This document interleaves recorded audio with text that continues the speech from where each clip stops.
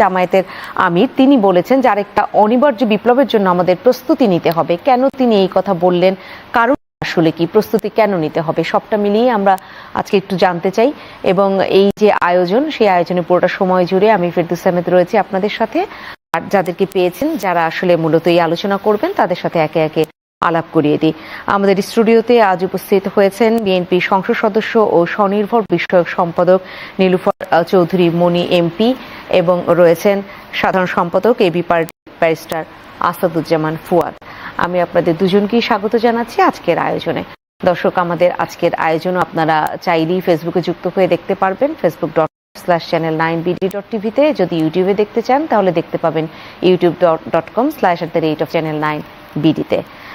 একদম শুরুতে শুনতে চাচ্ছি নীলুফার চৌধুরী মনি, আপনাকে।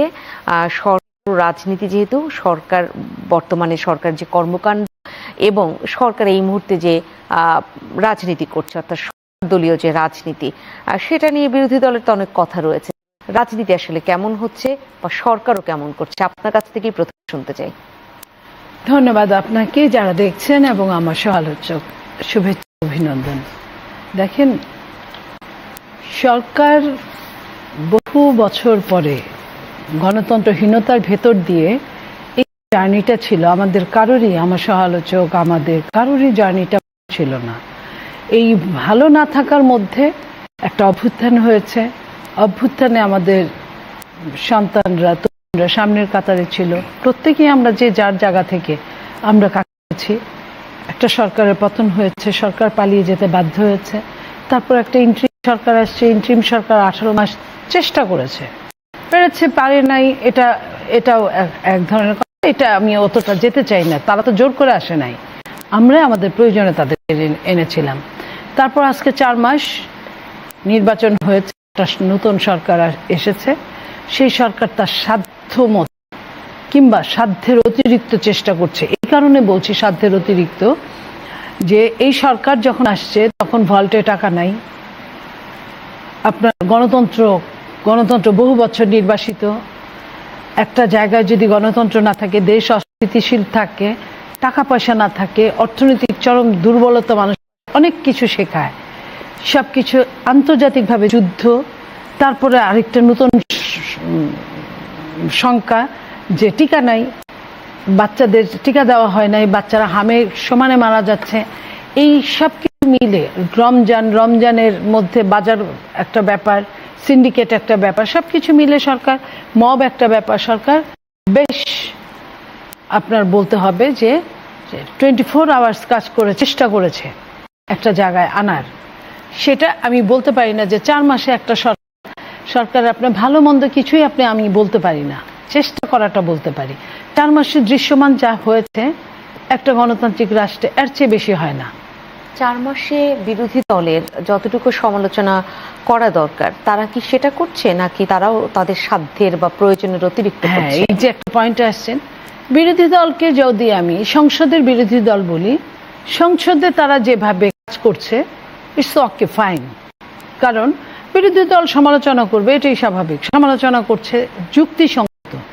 কিন্তু সংসদের বাইরে, সংসদে কিন্তু তারা এই ধরনের কোনো কথাই বলে না। সংসদের বাইরে এটা তাদের মেঠো বক্তৃতা না, তারা পাগলেও কিন্তু নিজের বুঝে। তাহলে তারা তো পাগল না, তারা তো সুস্থ মানুষ, তারা কেন বুঝবে না? আজকে যদি 4 মাসের সরকারকে যদি আপনি অন্যরকম ভাবে ট্রিট করেন, কারণ আপনি কি জায়গায় একই মঞ্চের আমরা আরোহী ছিলাম বা দর্শক ছিলাম বা মঞ্চে আমরা কাজ করেছি, সেখানে যদি একজন আরেকজনকে আঙ্গুলি তুলেন, তাহলে কিন্তু যাকে আমরা নামিয়েছি সে কিন্তু আসবে, সে কিন্তু বসে থাকবে না। এবং তার সাথে কিন্তু আমার আপনার সাথে কোনো দেশ নাই, তার সাথে কিন্তু দেশ আছে। আসলে বিরোধী দল কত বলছে আমি একটু শুনে নিতে চাই। ব্যারিস্টার আসাদুজ্জামান ফুয়াদ রয়েছেন আমাদের সাথে, আপনার কাছে একটু জানতে চাই। সেক্ষেত্রে এই যে সরকার এবং রাজনীতি, এটা তো আসলে বিশ্ববিদ্যালয় কলেজেও পড়ানোর মতো একটা বিষয়, অনেক বড় আলোচনা। কিন্তু বর্তমান সরকারের যদি বলা হয়, তাহলে বর্তমান সরকার যেভাবে চলছে সেটা কেমন চলছে, তারা যে রাজনীতিটা করছে সেটা ঠিকঠাক মতো করছে কিনা? ধন্যবাদ। প্রথম কথা হচ্ছে যে মনির আপা শুরুর দিকে যেটা বলেছেন যে ব্যাকগ্রাউন্ড, যে 20 বছর পরে একটা নির্বাচিত সরকার আসছে এবং বাংলাদেশের ইতিহাসে আমাদের রাষ্ট্রের প্রতিষ্ঠানগুলো এত ভঙ্গুর কখনো ছিল না। জি। আমাদের আপনি কোন প্রতিষ্ঠানের কথা বলতে পারবেন না যেটা আসলে কার্যকর, ফাংশনাল। প্রত্যেকটা প্রতিষ্ঠান ভেঙে গেছে। আমাদের অর্থনীতির এত বেহাল দশা, আমাদের banking industry, financial industry absolutely broken.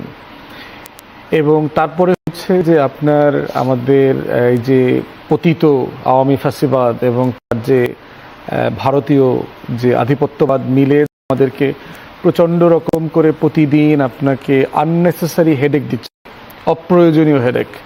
এই যে দেখেন এখন বিভাগ প্রদেশ বানায় ফেলবে, দখল করে নেবে, বাংলাদেশের বিভিন্ন হিন্দু সমাজের ব্যানারে বিভিন্ন প্রোগ্রামাদি হচ্ছে। সরি, আমরা কিন্তু এটা বহুবার দেখেছি যে আওয়ামী লীগের সাথে সংশ্লিষ্ট মাইনরিটিরা আপনার মাইর খাওয়ার আগ পর্যন্ত আওয়ামী লীগ, যখনই সে কোনো হস্টিলিটি ভায়োলেন্সের শিকার হবে সারা দুনিয়াতে সে পরিচয় দেবে হচ্ছে মাইনরিটি আকারে। রাজনৈতিক সহিংসতা তো খুব নর্মাল বাংলাদেশের রাজনৈতিক জায়গাগুলোতে। আপনার মনে থাকবার কথা, ট্রাম্পের কাছে আমাদের এক ভদ্রমহিলা হিন্দু সম্প্রদায়ের উনি গিয়ে অভিযোগ করেছিলেন আমাদের নাকি ৩-৪ কোটি হিন্দুকে অত্যাচার, নির্যাতন, এইটা সেটা করা হচ্ছে। কি সাম সাহা তার হাজবেন্ড দুদকে চাকরি করতেন, তো তারপরে ট্রাম্পের সাহায্য চেয়েছেন ইন্টারফেয়ারেন্সের জন্য। ঠিক একইভাবে দেখেন গত কয়েকদিন আগে, এবং সেটা তো সেই আওয়ামী আমলেই হয়েছিল। তাহলে এখন এই সমস্যাটা দেখেন নতুন করে আবার তৈরি হচ্ছে। আপনি এই লেভেলে দেখেন হিন্দুদের যে পলাশবাড়িতে মন্দিরটা তৈরি হয়েছে সেই মন্দিরটা ভাঙার জন্য কেউ বলেছে কিনা, বাংলাদেশ সরকার সেটা কাজ স্থগিত করেছে কিনা, বাংলাদেশ সরকার কোনো কিছু করেছে কিনা যে কারণে হিন্দুদের নিরাপত্তা বিঘ্নিত হয়। আমরা 24-এর গণ অভ্যুত্থানের পরে দেখেছি যে ভারতীয় এই প্রোপাগান্ডা এবং স্যাবোটাজ ডিল করবার জন্য বাংলাদেশের সকল রাজনৈতিক দল, ধর্মীয় প্রতিষ্ঠান, ইসলামী দল, মসজিদ, মাদ্রাসা সবাই মিলে পাড়ায় মহল্লায় হিন্দুদের মন্দির, বাড়িঘর, দোকানপাট আপনার নিরাপত্তা বিধান করেছে। তাহলে আমরা সেই চিত্র দেখেছি যেটা আওয়ামী লীগ এবং ভারত মিলে করতে চেয়েছে সারা দুনিয়াতে আমাদেরকে ডিফেম করার, সেই জায়গাটা করার চেষ্টা করা হয়েছে। কিন্তু রিসেন্টলি দেখেন গত 1-2 সপ্তাহ এমন কি ঘটেছে, একটা ব্যানার দেখলাম হিন্দু নেতারা মিছিল করতেছে সারা দেশে মন্দির ভেঙে দেওয়ার যে আহ্বানের প্রতিবাদে মিছিল। এখন আমি মূল খবরটা খুঁজে বের করার চেষ্টা করতেছি যে কে কোথায় মন্দিরটা ভাঙতে বলছে। এরকম কোনো বক্তব্য পাইলাম না। কে বলেছে? বিএনপি, জামাত, এনসিপি, আমরা কে বলছি ভারতের মানে আমাদের হিন্দুদের মন্দির, তাদের রাম মন্দির কি, তাদের রাম দেবতার নাকি করা যাবে না, সেই আহ্বানের ব্যাপারে বিস্তারিত কিছু বলেছে? আমরা তো খুঁজে পাই নাই, তো মানে প্রত্যেকটা খুঁজে পাওয়া না যাচ্ছে। সেই প্রতিবাদ র্যালি বা সেখান থেকে তারা যে বক্তব্য দিয়েছে সেখানে কোনো সুস্পষ্ট বার্তা কোনো কারো বক্তব্য আমার চোখে পড়ে নাই। আমি জানি না আপনার চোখে পড়েছে কিনা। তাহলে আপনি দেখেন একটা ওই যে 4 মাসের সরকারকে অস্থিতিশীল করবার জন্য জায়গা পার্লামেন্টে অথবা আমরা বিএনপি সরকারের যখন সমালোচনা করি আমরা মোটা দাগে 24-এর ফ্রেমে করি, শহীদ জিয়ার ক্যানভাসে করি যে আমাদের আধিপত্যবাদের বিরুদ্ধে বিএনপি ভুল ত্রুটি করলে তাকে অবশ্যই সমালোচনা করতে হবে এই জায়গায়। কিন্তু বিএনপি সরকারকে টেনে হিচড়ে নামাইতে হবে, আওয়ামী লীগের মতো একদিনও শান্তিতে থাকতে দিব না, এই চেষ্টা কিন্তু কারো মধ্যে নাই। তাহলে সাডেনলি এই অস্থিরতাটা কেন? গত 1 সপ্তাহ 2 সপ্তাহ ধরে এত মিছিল মিটিং কেন? দুইটাই। একটা হচ্ছে আওয়ামী লীগের প্রতিষ্ঠাবার্ষিকী আসতেছে 23 তারিখে, পলাশী দিবসে, এইটাকে কেন্দ্র করে আপনার প্রচুর মিছিল মিটিং করানো হচ্ছে, এগুলোর জন্য টাকা পয়সা ঢালা হচ্ছে। দ্বিতীয়ত হচ্ছে মাননীয় প্রধানমন্ত্রী দেখেছেন আজকে মালয়েশিয়াতে গেছেন, 2-3 দিন পরে চায়না যাবেন। ভারতের পক্ষ থেকে প্রধানমন্ত্রীর চিঠি নিয়ে সচিব আসছিল তারেক রহমানকে দাওয়াত দেওয়ার জন্য যে প্রধানমন্ত্রী হিসেবে যেন উনি প্রথম সফরটা ভারতে করেন। তো সার্টেনলি বাংলাদেশ তার স্বার্থ সামনে বিবেচনা রেখে সিদ্ধান্ত নিয়েছে যে প্রধানমন্ত্রী মালয়েশিয়া এবং চীন সফরে যাবেন, তিনি ভারত যাবেন না। ইটস অ্যাবসলিউটলি এই সভরেন ডিসিশন এবং আমরা সবাই দলমত নির্বিশেষে সবাই প্রধানমন্ত্রীর সিদ্ধান্তকে স্বাগত জানিয়েছি। বিএনপির অনেক বিষয় আমাদের সমালোচনা আছে, কিন্তু যেটা দেশের পক্ষে সেটা তো আমাদেরকে বলতে হবে। বিরোধী দলও একই সিদ্ধান্ত স্বাগত জানিয়েছে। তাহলে এই অস্থিরতার পিছনের এলিমেন্টগুলো কি কি, সেই জায়গাটাতে স্বরাষ্ট্র মন্ত্রণালয়ের এবং আমাদের গোয়েন্দা সংস্থাগুলো ডিল করবার ক্ষেত্রে যথেষ্ট ঘাটতি আছে। এই যে বললেন না সরকারের ব্যর্থতা সফলতার জায়গা, সরকারের ব্যর্থতা হচ্ছে এইটা যে এই যে ঘটনাগুলো ঘটছে এই চৈতালির মতো আওয়ামী হিন্দুরা, এরা তো আসলে জেনারেল হিন্দু কমিউনিটিকে রিপ্রেজেন্ট করে না, এরা কিন্তু আওয়ামী গোষ্ঠী, হিন্দু বৌদ্ধ খ্রিস্টান ঐক্য পরিষদ এবং এই যে পূজা উদযাপন সমিতি, এগুলো হিস্টোরিক্যালি হচ্ছে আওয়ামী লীগের সমিতি। তারা সাধারণ হিন্দু সম্প্রদায়কে রিপ্রেজেন্ট করেন না। তাদের রাম মন্দিরের পূজা করবেন না কোন দেবতার পূজা করবেন, তাতে আমাদের কি যায় আসে? আপনার সাংবিধানিক অধিকার, আপনি এই দেশের নাগরিক, আপনি যাকে খুশি তাকে পূজা করবেন, আপনাকে নিষেধ করছে কি? কৌশলগত কারণে দেখবেন পলাশবাড়িতে এত বড় একটা মূর্তি বানানো হচ্ছে, কৌশলগত কারণে অনেকে এই প্রশ্নটা রেজ করেছেন, যেহেতু ভারতের মাধ্যমে রংপুর বিভাগকে কেটে নেওয়ার চেষ্টা করা হচ্ছে, তার চিহ্নেক ওয়াইডেন করার প্রশ্ন আসতেছে। এবং এটা হইলো, আপনি দেখবেন মন্দিরটা এমন জায়গায় বানানো হয়েছে, রংপুর বিভাগের সবচেয়ে চিকন জায়গাটা ওই জায়গাটা পর্যন্ত হচ্ছে আপনার আলোচনা করা হচ্ছে কোন জায়গা থেকে আমরা কেটে নেব। অতএব আমার সভরেন্টি যেখানে কোশ্চেন হবে, আমার স্বাধীনতা সার্বভৌম প্রশ্ন যেখানে আলোচনা আসবে, অতএব সেখানে তো কাউন্টার বক্তব্য আসার সুযোগ আছে। ভারতে দেখলাম আপনার গত 45 দিনে 23টা মসজিদ ফেলছে, বুলডোজ করে দিয়েছে। অরুণাচলে 19টা মসজিদ ভেঙে দিয়েছে। তাহলে বিজেপি সরকার গত এক দশকে, গত যে ক্ষমতায় আছে, গত 11 বছরে প্রায় 850-র উপরে মসজিদ, মাদ্রাসা, এতিমখানা, কবরস্থান, আপনার ওয়াকফের জমি বুলডোজ করে সরায় দিয়েছে। ডজন ডজন মসজিদের নিচে শুধু তাদের দেব দেবতার পাওয়া যায়, জন্মস্থান খুঁজে পাওয়া যায়। গত কদিন আগে দেখলাম আপনার এক হাইকোর্ট কোন একটা প্রদেশের একটা মসজিদকে মন্দিরের জায়গা বলে ঘোষণা করে দিয়েছে। তাহলে সেটা নিয়ে বাংলাদেশের হিন্দু সম্প্রদায় কয়জন প্রতিবাদ করেছে? তারা তো বাংলাদেশের নাগরিক, এখানে মাইনরিটিদের উপর আঘাত হচ্ছে, আক্রমণ হচ্ছে। আমরা যেভাবে মাইনরিটিদের কনসার্ন, কেন তারা এটা করছে না? তাহলে এই যে প্রতিবাদকারী আওয়ামী সংখ্যালঘু গোষ্ঠী, এই প্রতিবাদগুলো খুবই সিলেক্টিভ এবং প্রবলেম্যাটিক। বিজেপি সরকারের এইটা যদি সে ডিল করতে না পারে, তাহলে প্রধানমন্ত্রীর সফর এবং সরকারকে আন্ডারমাইন করবার জন্য হেন কোনো কাজ নাই যে এই ঘটনাগুলো একসাথে লিড করবে। এমন হতে পারে 23 তারিখে আওয়ামী লীগ যে প্রচুর মিছিল মিটিং করবে না, আপনার পলাতক, আপনার হুটহাট করে এসে সকালে বিকালে সন্ধ্যায় করার চেষ্টা করবে, এর ফ্রন্ট লাইনে হিন্দুদেরকে দেবে। মিছিল করায়া আওয়ামী লীগের আর এক গ্রুপ যারা এনসিপি জুলাইয়ের অভ্যুত্থানের স্লোগান দিয়ে, এটা আপনি অনুমান করছেন? এই ঘটনা আওয়ামী লীগের ইতিহাসে প্রচুর ঘটেছে। এই ঘটনা যদি আপনি যান, আমি কয়েক ডজন এক্সাম্পল দিতে পারি আপনাকে। এবং আওয়ামী লীগই তখন জুলাইয়ের পক্ষের আর এক গ্রুপকে দিয়ে মিছিল করাবে, জুলাইয়ের স্লোগান দিয়ে ওদের উপর অ্যাটাক করবে এবং সেখানে 4-5 জন হিন্দু হয়তো হত্যা করবে। তারপরে সারা দুনিয়াতে আপনার প্রচার করবে সংখ্যালঘু অধিকার এখানে ভুলুণ্ঠিত হচ্ছে, এখানে অধিকার নাই, মেয়েদের গায়ে হাত তোলা হচ্ছে। যদি এইরকম ঘটনার মানে আশঙ্কা করা যায় বা অনুমান করা যায়, তাহলে তো সেখানে পদক্ষেপ নিতেই পারে। সেই জায়গাটা থেকেও আপনাকে শুনবো। এবং জামায়াতের আমির কেন বললেন যে আরেকটা অনিবার্য বিপ্লবের জন্য প্রস্তুত থাকতে হবে সবাইকে, সেটার আসলে কারণটা কি, সেটাও একটা আপনার কাছে শুনবো।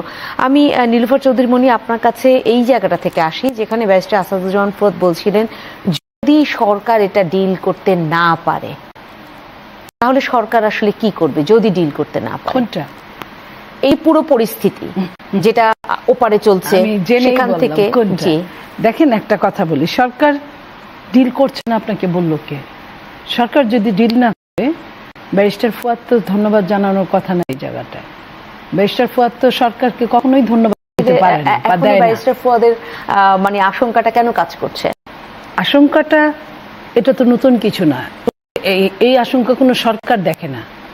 এই আশঙ্কা হচ্ছে গরিবের সুন্দরী কন্যা, তাকে সবাই যে পারে সেও দুটো কথা বলে, যে না পারে সেও দুটো কথা বলে।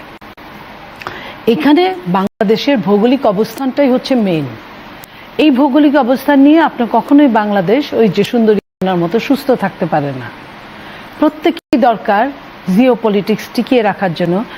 এই আপনার 7 সমুদ্র 13 নদী ওপার থেকেও চিন্তা করে, পাশের থেকেও চিন্তা করে, সামনে থেকেও চিন্তা করে, পেছন থেকেও চিন্তা করে যে এই এই এই জায়গাটা আমার দরকার, এই জায়গা থেকে আমি এটা করতে পারি, ওটা করতে পারি, অমুককে থ্রেট দিতে পারি, তমুককে আমি মেরে ফেলতে পারি, ইত্যাদি ইত্যাদি। তো জায়গাটার দরকার যেহেতু, আমরাও তো সব মিলে খুব ভালো আমাদের যায় না।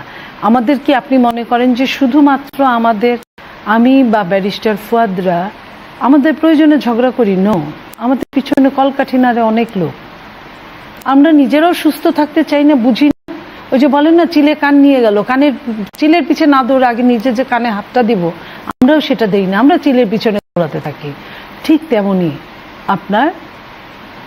আপনার গত ইন্ট্রিম সরকারের কেউ কেউ বলেছিল উপদেষ্টাদের যে ডিপ স্টেটের কথা, ডিপ স্টেট হয়ে যাচ্ছে, এগুলো কিন্তু সব মিলে এই গরিবের সুন্দরীকরণ। এগুলো কিন্তু সব দেখলে বিএনপি, আমি তো মনে করি তাহলে তো আর ব্যারিস্টার ফুয়াদ কিসের জন্য আসছে? আমার সমালোচনা করার জন্যই তো আসছে। সে একটা পয়েন্ট পেলে 10টা বার বলবে। তো নিশ্চয়ই যদি ওই পয়েন্ট এখানে পেতো তাহলে নিশ্চয়ই বলতো। বিএনপি চেষ্টা করছে। এখন বিএনপির সাথে অন্য দলের পার্থক্যটা এই মুহূর্তে এখানে যে বিএনপি রাষ্ট্রের ক্ষমতার দায়িত্বে আছে, যে কারণে মুখ দিয়ে চাইলে অনেক কিছু বলতে পারে না। তার মানে সুন্দরী কন্যা দেখেও চুপ থাকতে হয় না, বলতে পারে না, করে দেখাতে পারে। কিন্তু যারা বিরোধী দলে আছে তারা বলতে পারে, তাদের ভয়েস রেজ করার মতো তাদের অনেক। আমি ধরে না আমি 17 বছর বিরোধী দলে আমি টকশো করেছি। আমার কাছে তখন যে ভালোটা লেগেছে, বিশ্বাস করেন এখন টকশো করি আমি ওই চামটা, ওই মজাটা পাই না। যেটা আমার কাছে মাঝে মাঝে মনে হয়, এই জায়গাটা যদি বলতে পারতাম, এই জায়গাটা যদি বলতে পারতাম। তো যেটাই হোক, আমি তো করে দেখাতে পারি, আমি বলতে পারি না। আমার নিয়মটাই এই, সিস্টেমটাই এটা। তো কিন্তু ফুয়াদরা যেটা বলতে পারে অনেক সময় বলে, অনেক সময় বলে না। তবে আমি মনে করি জাতীয় ইস্যুগুলোতে যদি দলমত নির্বিশেষে সবাই এক থাকে, এই দেশটা একটা সুন্দর একটা দেশ। এই দেশটা সব দিক থেকে, আমরা হয়তো কিছুটা গরিব হতে পারি, কিন্তু সব দিক থেকে আমরা এত খারাপ মানুষ না, আমরা খুব ভালো চলতে পারি। দেশের সিস্টেমটা যদি আপনি চালু করেন, আপনাকে দিয়ে শুরু করেন, আপনার জুনিয়র প্রত্যেকেই মানবে। আপনি সিস্টেমটাকে যদি আপনি না পালন করে অন্যকে হুকুম করেন, আপনার অনুপস্থিতিতে কোনো একজন কেউ মানবে। জি, সেক্ষেত্রে আপনি অত মানে বিএনপি অতটা বলতে পারে না, করে দেখাতে পারে। সফরের ব্যাপারে কি বলবেন? সফরের ব্যাপারে দেখেন, আমি সফরটাকে এইভাবে ধরতে চাই যে মাননীয় প্রধানমন্ত্রী উনি একটা বেশ বড় পেশ করেছেন জাতির সামনে, এবং এই চ্যালেঞ্জটা উনি নিয়েছেন। যতটুকু পারেন উনি চেষ্টা করবেন। সেই বাজেটের মধ্যে 1 কোটি বেকারদের কর্মসংস্থানের একটা ব্যবস্থার কথা বলা হয়েছে। সে 1 কোটি না পারুক, তার অর্ধেকও যদি পারে আমরা চেষ্টা করব। তার অর্ধেক, আমাদের অর্থমন্ত্রী কি বলেছে যে দেশটাকে একটা জায়গায় উঠতে গেলে আগামী 4 বছর লাগবে। 4 বছর লাগবে আমি যদি ধরে নিই, আমি অর্ধেক দিয়েই শুরু করলাম। আমার কিন্তু মালয়েশিয়া একটা আমার খুব ভালো বন্ধু একটা দেশ। আমাদের দেশের অনেকেই কিন্তু আনস্কিলও ওখানে খাটে, এবং ইন্ট্রিম সরকারের সময় কিন্তু এরকম কথা হয়েছিল যে আবার লোক পাঠাবে ওইভাবে, কিন্তু তারপরে কোনো একটা জায়গায় কোথায় যেন একটা ধাক্কা, যেভাবে কাজ করে না। মাননীয় প্রধানমন্ত্রী মালয়েশিয়া গিয়েছেন। মালয়েশিয়া আপনিও জানেন আমাদের ভালো বন্ধু। আমাদের বিদেশি রেমিটেন্স পর্যাপ্ত পরিমাণে মালয়েশিয়া থেকে আসে। মিডল ইস্টের পরে যদি কোনো দেশ থেকে আসে মালয়েশিয়া। তো সেইখানে উনি কথাগুলো বলবেন, কাজগুলো করবেন।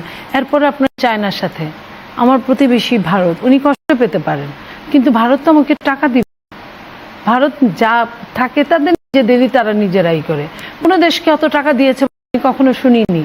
কিন্তু চায়না কিন্তু বিভিন্ন পৃথিবীর সব দেশে, তার শত্রু মিত্র সব দেশে সে ব্যবসা করে। একটা ব্যবসা বান্ধব দেশের নাম হচ্ছে চায়না। তো সেইখানে চায়না যদি বাংলাদেশে লগ্নি করে, তাতে যদি আমার দেশের মানুষগুলা সচ্ছল থাকে, ভালো থাকে, কাজের যদি ক্ষেত্র বের করতে পারে। লাইক আপনারা দেখেন, বাংলাদেশে এখন পর্যন্ত কোনো জয়েন্ট ভেঞ্চার গাড়ির কোনো কারখানা নাই। বাংলাদেশে অনেক জয়েন্ট ভেঞ্চার কারখানা নাই, এর কোনো কারখানা নাই। এগুলো যদি চায়নার সাথে কথা বলে যদি শুধু ওই ব্যারেজ, সেটাই কিন্তু বড় কথা না। আমার পানির হিস্সা আমি কোনোখানে যদি না পাই, আমি তো আমার মাটির নিচ থেকে যে পারি আমি তো তুলে আনার চেষ্টা করব। আমার জন্য যদি পাহাড় না থাকে, আমার জন্য যদি হিমালয় কাজ না করে, আপনার বাড়ির উপর দেওয়ার জন্য হিমালয় যদি কাজ না করে, তাহলে তো আমাকে বেঁচে থাকতে গেলে আমাকে বিকল্প ব্যবস্থা করতে হবে। সেটা আমি বাদ দিলাম, সেটা তো আছেই, সেটা থাকবে। কারণ আমি মরুভূমিতে রূপান্তরিত হচ্ছি, মধ্যে আমি প্রায় 50-60% হয়ে গেছি। সো এখন আমার হাতে যে সুযোগটুকু আছে আমি কাজে লাগাবো। এটার বাইরে আমি বিভিন্ন জয়েন্ট ভেঞ্চার কোম্পানির জন্য কিংবা বাংলাদেশে কোনো কাজ করার জন্য, বড় প্রজেক্ট করার জন্য আমাদের টাকা দরকার। আমাদের যদি টাকাটা কোনো বিদেশ যদি আমাদের দেয়, স্বল্প শর্তে যদি দেয়, স্বল্প সুদে যদি দেয়, তাহলে আমাদের নিতে তো খারাপ না। আমাদের ব্যাংক থেকে টাকা নিয়ে অথবা ব্যাংকে টাকা ছাপিয়ে নেওয়ার চেয়ে আমার তো মনে হয় প্রতিবেশী দেশগুলোর কাছ থেকে নেওয়া উচিত। তো সেইখানে যেতেই পারে। আর এমন না যে পাশের দেশে যাবে না, অবশ্যই উনি পাশের দেশেও যাবে। সে দেশ দাওয়াত করবে, সে দেশে যদি আমাদের মানুষের জন্য, গণমানুষের জন্য স্বার্থ থাকে, তাহলে সে দেশে যাবে। আমাদের মাননীয় প্রধানমন্ত্রী, আপনি জানেন ইতিমধ্যে, তার শত্রুও বলতে পারবেন না তার সম্পর্কে। উনি কয় ঘন্টা ঘুমান আমি জানি না, উনি রাতে অনেক রাত পর্যন্ত করতে দেখি আমরা। আবার ভোরে সবচেয়ে অফিসে গিয়ে বসে থাকেন, সবচেয়ে আগে সংসদে বসে থাকেন, এবং সংসদে ঘন্টার পর ঘন্টা বসে থাকা অনেক এমপি আছেন যে উনাকে বসে থাকতে দেখে উনারা উঠতে পারেন না। উনি এই যে চলে গিয়েছেন আপা, এই চলে যাওয়ার পরে উনি আমাদের মাঝে খবর পাঠিয়েছেন যে কেউ যদি অ্যাবসেন্ট থাকে, উনি প্রতিদিন ওইখান থেকে মনিটরিং করবে সংসদে কে আসে আর কে আসে না। অ্যাবসেন্ট সংখ্যাগুলো যেন ওনাকে জানানো হয়, নামগুলো যেন ওনাকে জানানো হয়। সফরের ব্যাপারটা স্পষ্ট করলেন, এবং আমি এই পর্যায়ে আবার ব্যারিস্টার আসাদুজ্জামান ফুয়াদ কাছে আসতে চাই এবং যেটা জানতে চাচ্ছিলাম যে এই যে জুলাইয়ের যে শক্তি, সেই জায়গায় দেশের স্বার্থে সবাই যদি একাত্তা থাকে, তাহলে আরেকটা অনিবার্য বিপ্লবের আমাদের প্রস্তুতি নিতে হবে। সেটা আসলে কোন বিপ্লবের কথা তিনি ইঙ্গিত করেন? আমার কাছে মনে হয়েছে এটা রাজনৈতিক বক্তব্য আকারে দেখা দরকার। এর আগে উনি বলেছেন যে সরকার এই জায়গাতে ব্যর্থ হয়েছে, এই জায়গাতে ব্যর্থ, বড় বাজেট বাস্তবায়ন করতে পারবে না, তারপরে হচ্ছে আপনার আইনশৃঙ্খলা পরিস্থিতির অবস্থা ভালো, এগুলো বলেছেন।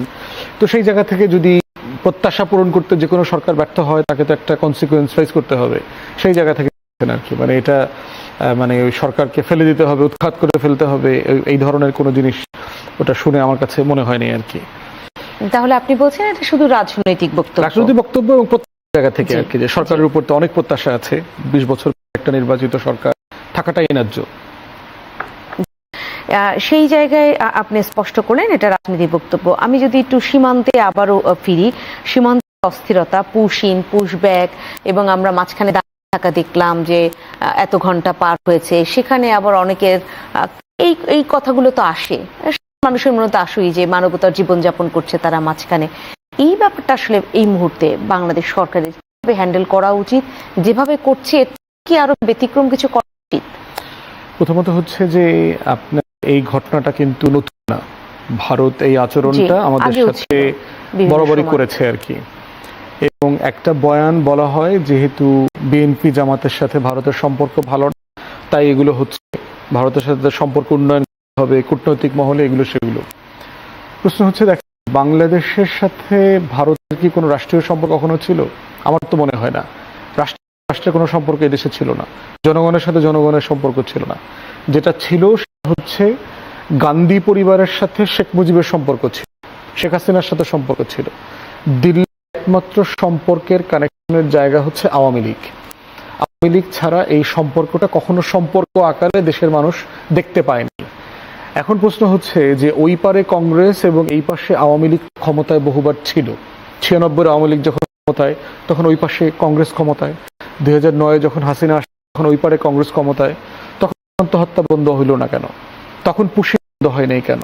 তখন আমরা পানির ন্যায্য হিস্সা পাই নাই কেন? তখন ভারতের বাজারে কেন আমাদের পণ্যগুলো যেতে পারে নাই? তাহলে প্রশ্ন হচ্ছে যে আপনি নতজানু হলেই যে আপনার অধিকার পাবেন, এটা তো হিস্টোরিক্যাল ডকুমেন্টস এবং ডেটা বলছে না। তাহলে নতজানু হবার ফল যেটা হয়েছে সেটা হচ্ছে আপনি আপনার স্বাধীনতা সার্বভৌমত্ব হারিয়ে ফেলেছেন। দেখেন সীমান্তের আলোচনা, দেখেন বর্ডারে কিন্তু জয়েন্ট বর্ডার প্রোটোকল আছে, যে সীমান্ত দুইটা পাশাপাশি দেশ কোন নীতিমালার উপরে ভিত্তি করে এটা রান করবে। 75 সালের প্রোটোকলে বলে দেওয়া আছে যে 150 গজের 2 সীমান্তেই ভিতরে কোনো স্থাপনা নির্মাণ করা যাবে না। এখন দেখেন সরকার কি করছে, ভারত সরকার। তারা ইতিমধ্যে আপনার তাদের যে 4100 কিলোমিটার আমাদের যে সীমান্ত প্লাস, এর প্রায় 800 কিলোমিটার বাদে মোটামুটি পুরোটাতে সীমান্ত সত্য হয়, যেটা অন্তর্বর্তী সরকারের সময় জানা গিয়েছিল। বিএনপি আসলে এখন কি করবে, এটা নিয়ে কি আরো এগোবে এবং কঠোর অবস্থান নিবে কিনা? দেখেন, ওই যে বললাম আমি, বিএনপি সরকার আছে, বিএনপি যা করবে অবশ্যই সেই দেশের সাথে কথা বলবে।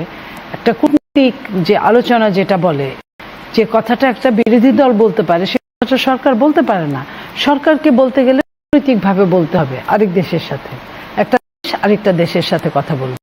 তা আমার মনে হয় যে সরকার এটা অবশ্যই নলেজে রেখেছে এবং সেটা নিয়ে সে কাজ করবে অবশ্যই। যেটা আপনি দেখেন যে ইতিমধ্যে পররাষ্ট্র প্রতিমন্ত্রী বলেছিলেন যে পুশব্যাকের যে ঘটনাটা, সেখানে আমাদের আলোচনা হচ্ছে, আরো আলোচনা হবে। এখন কিছুটা স্তীমিত হয়েছে, কিন্তু শেষ হয় নাই। হ্যাঁ, যেভাবে তারা মনে করেছিল যেভাবে ইচ্ছা করলেই ধাক্কা দিলেই বোধহয় পাঠিয়ে দেওয়া যাবে, এখন কিন্তু যখন বিজেপি যখন নিজেরাও দাঁড়িয়ে গেছে যে তুমি পাঠালেই আমি নিব তোমাকে, কে বলেছে, তো তখন কিন্তু একটু একটু একটু তারা হোঁচট খেয়েছে।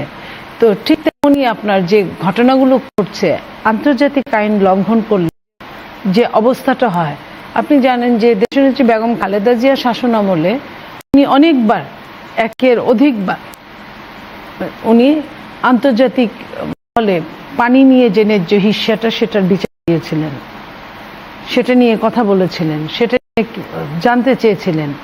হতে পারে যে ওটা হয়ে ওঠে নাই।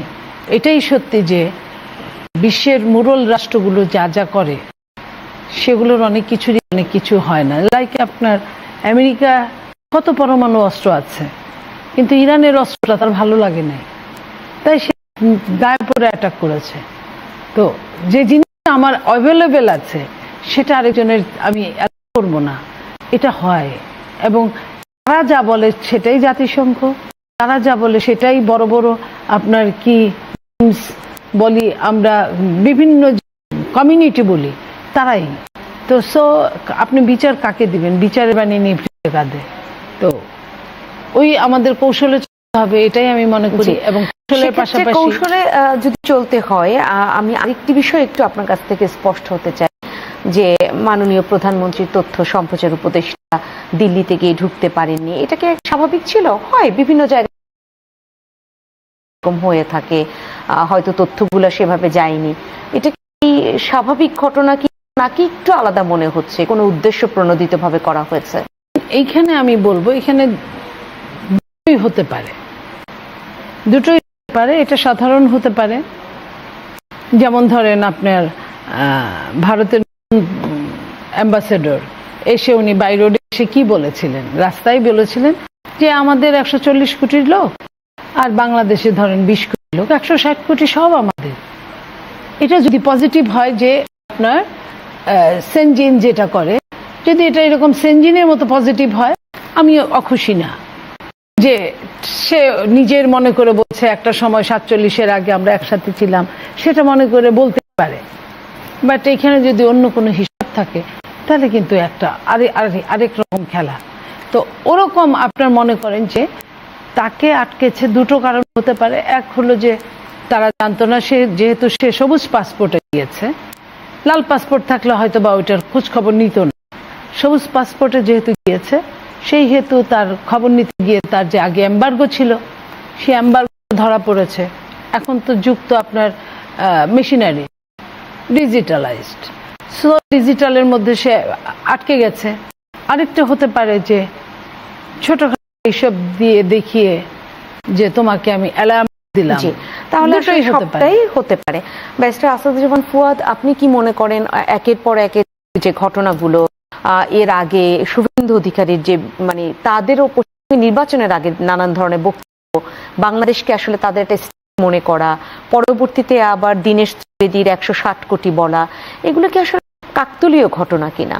না, আমি তা মনে করি না। একটা বিষয় দেখেন যে জাহিদ ভাইয়ের ক্ষেত্রে যে ঘটনা ঘটেছে, অনেকে বলছে যে হয়তো জানায় নাই, অথবা বাংলাদেশের পাসপোর্টে গেছে, ভারতের ভিসা নেয় নাই, সার্কের স্টিকার নিয়ে গেছেন, এগুলো কোনোটাই খুব যৌক্তিক কথা না। উনি এই সোকল ডিপ্লোম্যাটিক পাসপোর্ট নিয়েও যেতেন, অফিসারদের যে পাসপোর্ট আছে আপনি এটা নিয়ে যেতেন, গেলেও ওনাকে এই হেনস্থাটা করা হতো। কারণ হেনস্থা করার মূল কারণটা হচ্ছে, যারা দেখবেন উনি বলেছেন যে যারা ভারত বিরোধী বক্তব্য দিচ্ছে এমন 10টা ইউটিউব চ্যানেল তারা ব্যান করেছে, তার ভিতরে জাহিদ ইউটিউব চ্যানেলটা ওখানে ব্যান করা দেখা গেছে আর কি। দ্বিতীয়ত হচ্ছে যে আপনি জাহিদ ভাই কি রাত 2টার সময় ভারতের সীমান্ত পার হয়ে যেভাবে আওয়ামী লীগের লোকজন পালাইছে ওরকম গেছে, না সে এয়ারপোর্টে নাইমা গেছে? একটা রাষ্ট্রের প্রতিমন্ত্রী, প্রাইম মিনিস্টারের অ্যাডভাইজার যাচ্ছে, হাই কমিশন জানে না? লোকাল হাই কমিশনকে ইনভলভ করা হয়নি? অবশ্যই জানে। ইন্ডিয়ান ওশান রিম কনফারেন্স যাচ্ছে ভারতের দাওয়াতে, কারা কারা যাচ্ছে আপনি জানেন। আমি এরকম বহু কনফারেন্স অ্যাটেন্ড করেছি। এইটা টোটাল ডেলিগেশন লিস্ট, আপা নিজে এমপি ছিলেন, বহু ইন্টারন্যাশনাল প্রোগ্রামে গেছেন। এটা ডেলিগেশন লিস্ট পাঠাইতে হয়, ডেজিগনেশন পাঠাইতে হয়, প্রোফাইল পাঠাইতে হয়, এম্বাসি জানে, ওখানকার আমাদের যে হাই কমিশনার সাথে থেকেই যায়, ওটা দেখাতেই হয়। হ্যাঁ, বাট আপনার ওখানে হাই কমিশনার যিনি দিল্লিতে, তিনি বলেছেন যে আমি ফরেন মিনিস্ট্রির যে ডিপার্টমেন্ট আছে ওখানে জানিয়েছি, আমার পার্সোনালি কথা বলেছি কারা কারা আসছে। Indian authority absolutely inform in all manners possible. রাষ্ট্রের প্রোটোকলে জায়গায় জায়গায় যতটুকু জানার দরকার ছিল প্রতিটা জিনিস তারা অবগত।